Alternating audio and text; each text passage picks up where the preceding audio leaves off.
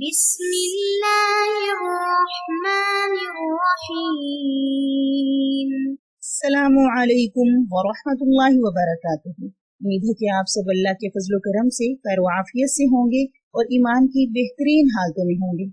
آج ہم کتاب سنن نبی داؤد کا سبق نمبر 25 پڑھیں گے، جس کا عنوان ہے جائیداد کو وقف کرنے کا بیان۔ اور اسی کے ضمن میں ہم یہ بھی پڑھیں گے کہ میت کی طرف سے جو صدقہ ہوگا اس کا ثواب میت کو پہنچے گا یا نہیں پہنچے گا، اور دوسرے مسائل کو بھی انشاءاللہ تفصیل کے ساتھ پڑھیں گے۔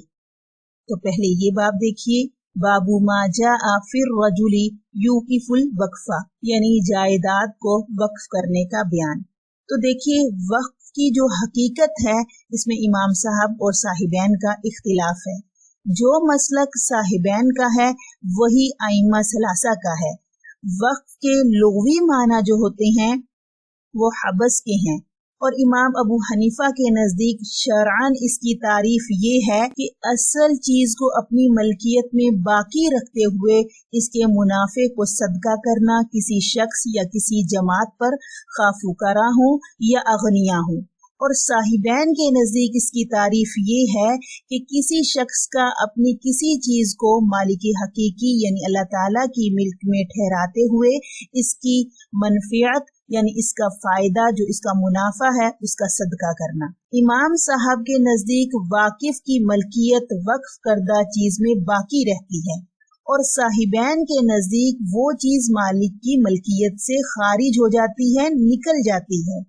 اسی لیے امام صاحب کے نزدیک وقف جائز ہے، لازم نہیں ہے، یعنی کہ مثل عاریہ واقف کی زندگی میں اس کی ملک میں یہ چیز رہتی ہے اور اس کی وفات کے بعد ورثاء کی ملکیت میں ہو جاتی ہے بحیثیت یباع و یوہب۔ اسی طرح واقف کا رجوع کرنا وقف سے اپنی زندگی میں مع الکراہیت جائز ہے، اور صاحبین کے نزدیک واقف کے لیے ابطال وقف جائز نہیں ہے بلکہ وہ لازم ہے۔ اسی طرح اس میں میراث بھی جاری نہیں ہوتی۔ اسی طرح پہلی حدیث میں یہ جو کہا گیا لا یباع اصلها ولا یوہب،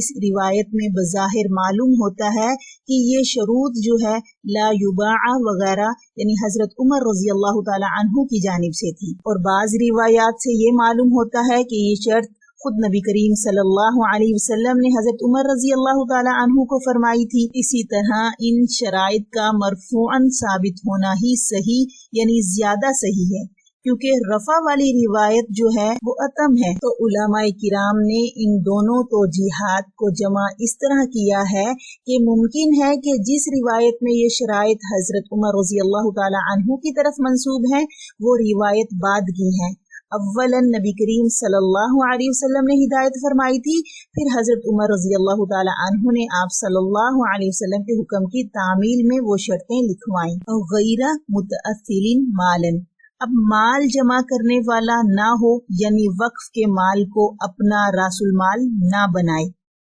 حدیث کی عبارت دیکھیے، وبه قال حدثنا مسدد قال حدثنا يزيد بن زريع تحويل، وحدثنا مسدد قال حدثنا بشر بن المفضل تحويل، وحدثنا مسدد قال حدثنا يحيى عن ابن عون عن نافع عن ابن عمر رضي الله تعالى عنه قال أصاب عمر أرضا بخيبر فأتى النبي صلى الله عليه وسلم فقال أصبت أرضا لم أصب مالا قد أنفس عندي منه فكيف تأمرني به؟ قال إن شئت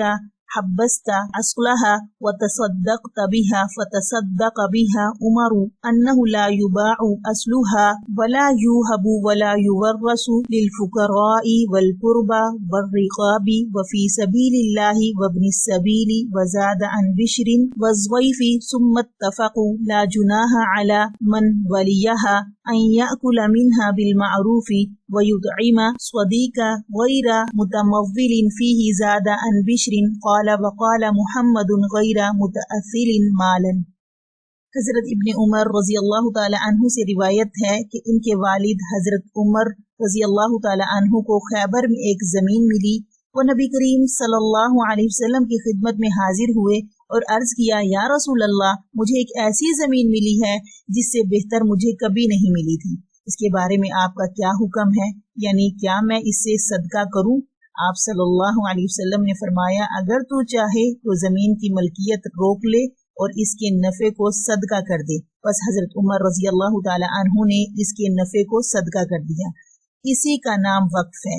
اس شرط پر کہ اصل زمین کو نہ بیچا جائے گا اور نہ ہبہ کیا جائے گا اور نہ وراثت میں منتقل کیا جائے گا، بلکہ اس سے نفع اٹھائیں۔ فقیر، رشتہ دار، غلام اپنی آزادی میں، اور مسافر اور مجاہد اور بشر کی روایت میں مہمان کا بھی اضافہ ہے۔ پھر سب راوی متفق ہو گئے کہ جو شخص اس کا متولی ہے وہ معروف طریقے پر اس میں سے کھا سکتا ہے، اس میں کوئی حرج نہیں ہے، اور ان دوستوں کو بھی کھلائے جو مالدار نہ ہو، اور دوسری روایت میں ہے کہ وہ اس میں سے مال جمع کرنے والے نہ ہوں۔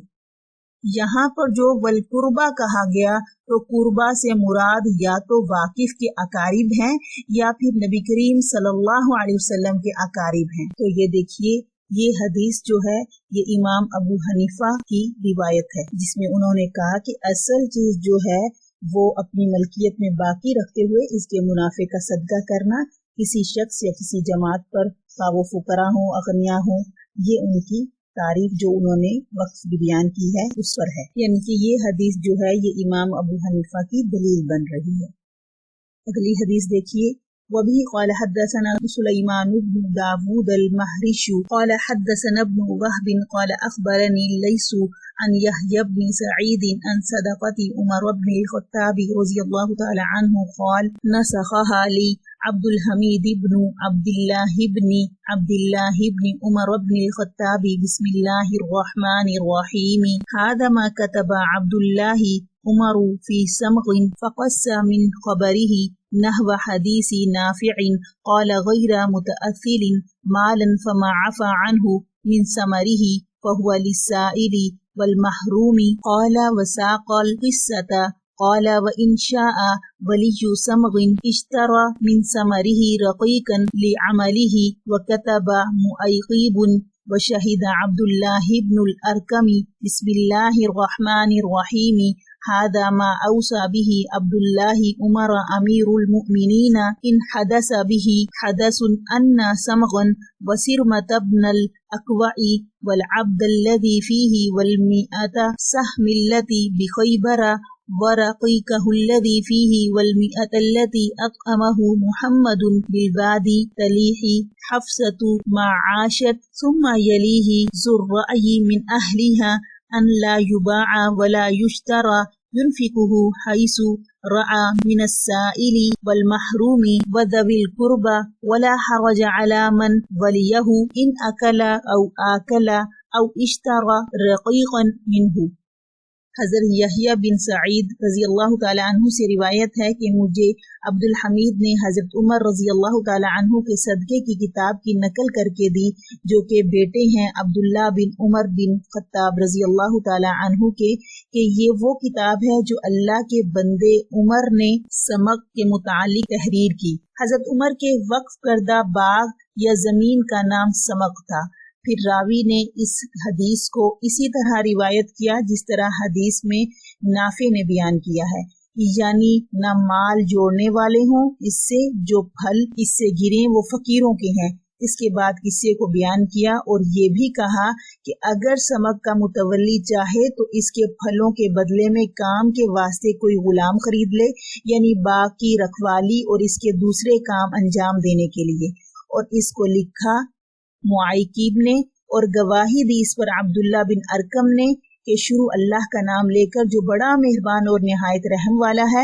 یہ وہ وصیت نامہ ہے جس کی وصیت اللہ کے بندے عمر نے کی جو امیر المومنین ہے، کہ اگر مجھ پر کوئی حادثہ ہو جائے یعنی میری وفات ہو جائے تو سمغ اور سرما بن اکوا اور جو غلام وہاں ہیں اور خیبر کے میرے 100 حصے اور جو غلام وہاں ہیں اور 100 حصے وہ جو نبی کریم صلی اللہ علیہ وسلم نے مجھ کو دیے تھے اس وادی میں جو خیبر کے قریب ہیں، ان سب کی متولی تا حیات حفصہ رضی اللہ تعالی عنہ رہے گی، حضرت عمر کی بیٹی اور حضرت محمد صلی اللہ علیہ وسلم کی زوجہ مطہرہ۔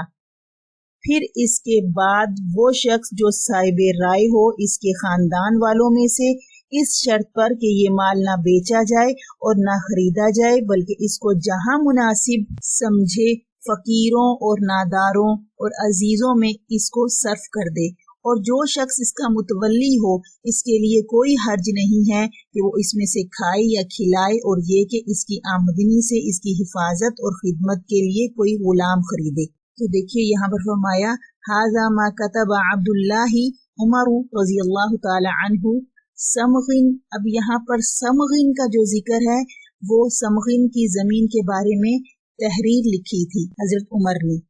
آگے فرمایا فی عفا عنہ، یعنی جو کچھ ان کے مصارف میں ذکر کیا گیا ہے اس میں خرچ کرنے کے بعد جو بچے۔ وَكَتَبَ مُعَيْقِيبٌ، وقف نامے کو لکھنے والے جو تھے وہ معیقیب ہیں، اور وہ گواہ عبداللہ بن ارکم ہے۔ معیقیب حضرت عمر رضی اللہ تعالی عنہ کے خزانچی اور منشی تھے۔ بسم اللہ الرحمن الرحیم ھذا ما اوصی بہ۔ تو دیکھیے بظاہر یہ وقف نامے کی اصل اور مسلسل عبارت ہے، اوپر چونکہ وقف نامے کی عبارت شروع کر کے اختلاف روایات کو بیان کرنے لگے تھے، وہاں پوری عبارت نہیں آ سکی تھی، اس لیے یہاں پوری عبارت ذکر کی گئی ہے، اس لیے کہ بظاہر جو تکرار کا اشکال بن رہا تھا وہ دور ہو جائے۔ آگے فرمایا سرمۃ بن الاکوع،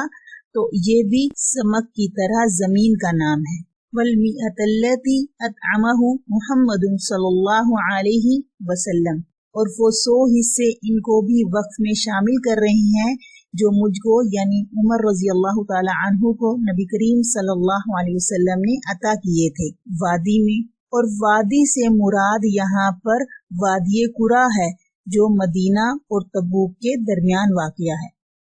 اگلا باب دیکھیے، باب ما جاء فی الصدقۃ عن المیت، یعنی میت کی طرف سے جو صدقہ ہوگا اس کا ثواب میت کو پہنچے گا یا نہیں پہنچے گا۔ حدیث دیکھیے، وبه قال حدثنا الربيع بن سليمان المؤذن قال حدثنا ابن وهب عن سليمان يعني ابن بلال عن العلاء بن عبد الرحمن أراه عن أبيه عن أبي هريرة رضي الله تعالى عنه أن رسول الله صلى الله عليه وسلم قال إذا مات الإنسان انقطع عنه عمله إلا من 3 أشياء، من صدقة جارية أو علم ينتفع به أو ولد صالح يدعو له۔ حضرت ابو ہریرہ رضی اللہ تعالی عنہ سے روایت ہے کہ نبی کریم صلی اللہ علیہ وسلم نے فرمایا جب انسان مر جاتا ہے تو اس کا عمل ختم ہو جاتا ہے، لیکن 3 عمل جاری رہتے ہیں اور ان کا ثواب ملتا رہتا ہے۔ ایک صدقہ جاریہ، دوسرے وہ علم جس سے لوگ بعد تک فائدہ اٹھاتے رہیں، اور تیسرا وہ یعنی نیک اولاد جو اس کے حق میں دعائے خیر کرتی رہے۔ او ولد صالح یدعو لہ، یعنی یہاں پر بعض نے یہ کہا ہے کہ یہ قید یدعو لہ یہ اتفاقی ہے، اعتراضی نہیں ہے، کیونکہ آدمی کی مومن اولاد برحال صدقہ جاریہ ہے، خواہ وہ دعا کرے یا نہ کرے۔ یہ واقعی قید ہے کہ مومن کی اولاد والدین کے لیے دعا ہی کرتی رہتی ہے۔ ہمارا آج کا سبق یہاں مکمل ہوا، انشاءاللہ اگلے سبق کے ساتھ پھر حاضر ہوں گے۔ اللہ ہم سب کو ان احکامات پر عمل کرنے کی توفیق عطا فرمائے۔ والسلام ورحمۃ اللہ وبرکاتہ۔